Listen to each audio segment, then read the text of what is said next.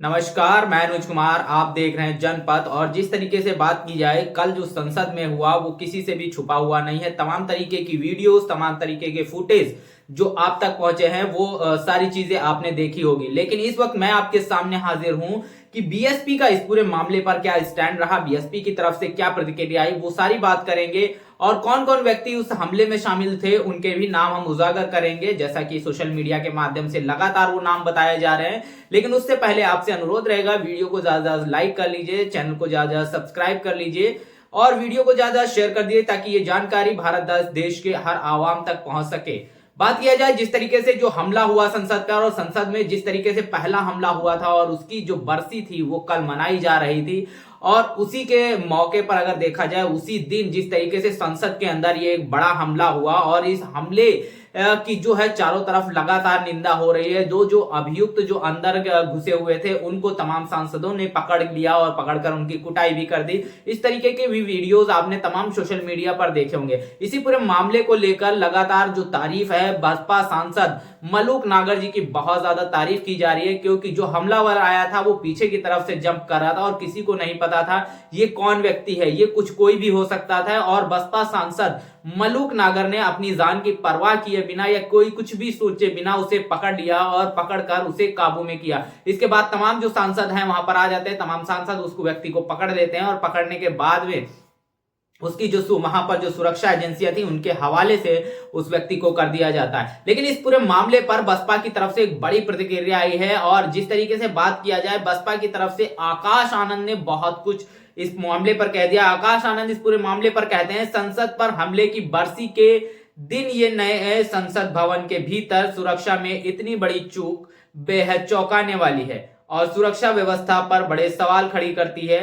देश की संसद देश की गरिमा है और ऐसी घटना पूरे देश को शर्मिंदा करती है। उम्मीद करता हूं कि सुरक्षा एजेंसियां जल्द ही इस मामले की तह तक पहुंचेंगी और भविष्य में ऐसी घटनाएं ना हो इसके हर संभव प्रयास किए जाएंगे। बड़ी बात उन्होंने कही है। और जिस तरीके से बात किया जाए, संसद की जो पहला हमला हुआ और उसकी जो है बरसी मनाई जा रही थी, सभी लोग जो वहां शहीद थे उन पर पुष्पार्पित करने के बाद सदन की कार्रवाई चल रही थी। और कार्रवाई के दौरान जिस तरीके से आपने देखा, दो व्यक्ति संसद के अंदर घुस जाते हैं और दो व्यक्ति संसद के बाहर और स्मोक बॉम्ब लेकर जाते हैं, जिसके तमाम जो संसद के अंदर धुआं धुआं हो जाता है। और जो व्यक्ति था, जो सांसदों के बैठने की जो जगह थी, उनकी बेंच जो सीटें थी, सीटों के ऊपर से पीछे से जंप करता हुआ आगे की तरफ बढ़ रहा था। तो तमाम जो सांसद थे, जिसमें बसपा सांसद मलूक नागर भी थे, उन लोगों ने उन्हें पकड़ लिया और पकड़कर उसकी कुटाई के बाद जो सुरक्षा एजेंसियां थी उनके हवाले उस व्यक्ति को कर दिया गया। हालांकि इस पूरे मामले में 4 लोगों को अभी तक गिरफ्तार किया गया है, 2 लोग अभी फरार बताए जा रहे हैं। उन 4 लोगों की अगर मैं बात करूं तो सूर्य प्रताप सिंह आईएएस जी है, और ये लिखते हैं कि जो सागर शर्मा व्यक्ति था वो लखनऊ का रहने वाला है। मनोरंजन नाम का एक व्यक्ति था जो कर्नाटक का रहने वाला है। अमोल सिंधे जो है वो महाराष्ट्र के रहने वाले हैं। और नीलम नाम की जो एक लड़की थी वो बिहार यानी हिसार की रहने वाली है। आपने तमाम चीजें देखा, ये हिसार की रहने वाली लड़की जो थी, और ये लगातार जो है संसदन के बाहर, जो संसद था, संसद के बाहर जो है तमाम तरीके के नारे लगा रही थी, तमाम तरीके के मुद्दों की बात कर रही थी। लेकिन जिस तरीके से खबर निकल कर आई और लगातार जो तमाम चीजें निकल कर आ रही, इससे एक बात स्पष्ट हो जाती है कि संसद की सुरक्षा में एक भारी चूक हुई है। इन व्यक्तियों की जगह पर कोई और भी हो सकता था, पहले जैसा हमला भी दोहराया जा सकता था। लेकिन भारत देश की तमाम जो सुरक्षा एजेंसियां जो संसद भवन में लगी हुई हैं, और ये भी कहा जा रहा है इसके साथ ही साथ कि बीजेपी के एक बड़े नेता के जो है का पास लेकर ये सारे जो आरोपी हैं वहां पर पहुंचे थे, जिन्हें गिरफ्तार किया गया। ये सारे एक बीजेपी के सांसद के जो है नेता के जो है पास पर वहां पहुंचे थे। तो बड़ी बात ये निकल कर आती है कि इन व्यक्तियों पर बड़ी से बड़ी कार्रवाई की भी लगातार मांग जो है सोशल मीडिया पर की जा रही है। और इसी के साथ साथ एक बड़ी बात जो उठकर आ रही है कि बीजेपी के जिस नेता के पास पर ये सारे संसद भवन के अंदर पहुंचे थे, उस नेता पर भी बड़ी कार्रवाई की मांग की जा रही है। लेकिन आने वाले समय में क्या कुछ होगा, क्या कुछ नहीं होगा, इसके साथ ही साथ वो तो देखने वाली बात रहेगी। लेकिन इस मामले को लेकर जिस तरीके से सदन के बाहर जो मेन स्ट्रीम मीडिया है उसने जो नौटंकी की, उसको लेकर लगातार जो है सोशल मीडिया पर उसकी आलोचना हो रही है। और यहां तक कि बोलता हिंदुस्तान के हवाले से देखा जाए तो प्रकाश राज ने इस पूरे मामले पर बड़ी प्रतिक्रिया दी है और उन्होंने क्या कुछ इन पत्रकारों को कहा है वो जानने योग्य है।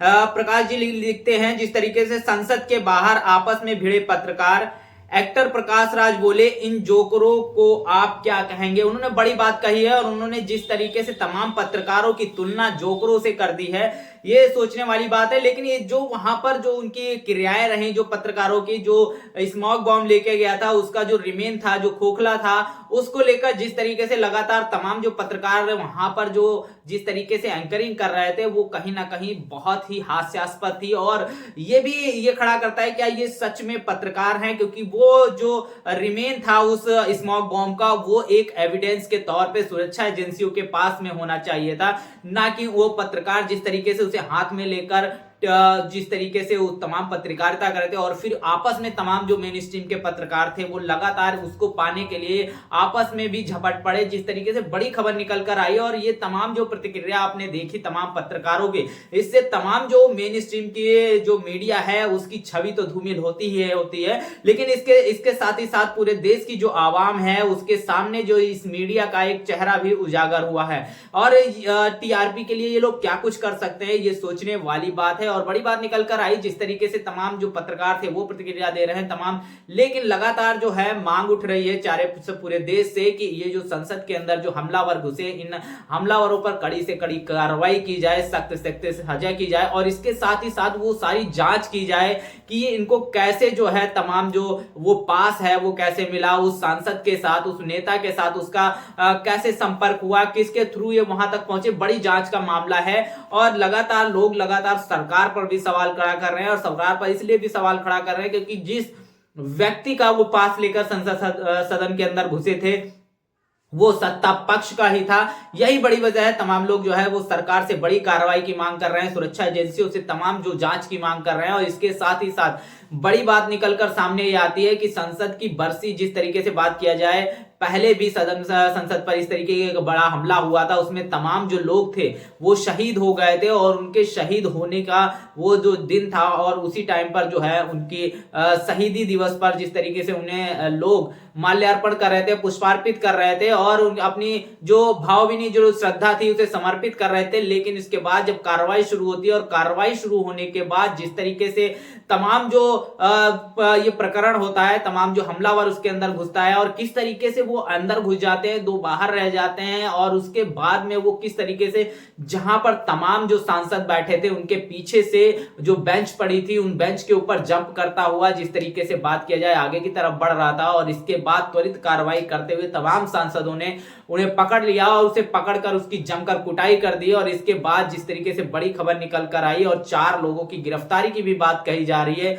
उन 4 लोगों की भी बात की जाए, उसमें से एक अभियुक्त जो है वो लखनऊ का बताया जा रहा है, एक कर्नाटक का बताया जा रहा है, एक हिसार का बताया जा रहा है। इस तरीके से तमाम जो अभियुक्त हैं उनकी लगातार जो चीजें हैं वो निकलकर सामने आ रही हैं। और ये चीजें जो हैं ये स्पष्ट करती हैं कि किस तरीके से भारत देश में, जहां पर भारत देश के कानून व्यवस्था का बनाई जाती है, जो भारत देश की संसद के अंदर हमला, एक लोकतंत्र पर हमला होता है और सुरक्षा एजेंसियां इसको लेकर कितना सतर्क हैं, ये साफ तौर पर दिखाई देता है कि कोई भी व्यक्ति जहां पर एक इतने बड़े हमले का अंजाम जो भारत पहले ही भुगत चुका है और आज भी उस सदन में नई संसद भवन बनी और उसके अंदर इस तरीके की सुरक्षा व्यवस्था जहां पर कोई भी व्यक्ति जाकर वहां स्मोक बम छोड़ सकता है तो वो कुछ भी कर सकते थे। लेकिन तमाम जो सुरक्षा एजेंसियां हैं उन पर बड़े सवाल खड़ा करते हैं किस पर कार्रवाई होगी और जो जिस सांसद या जिस नेता के तमाम पास लेकर ये लोग अंदर तक पहुंचे थे उस पर क्या कार्रवाई होगी, ये सोचने और समझने वाली बात होगी। लेकिन अब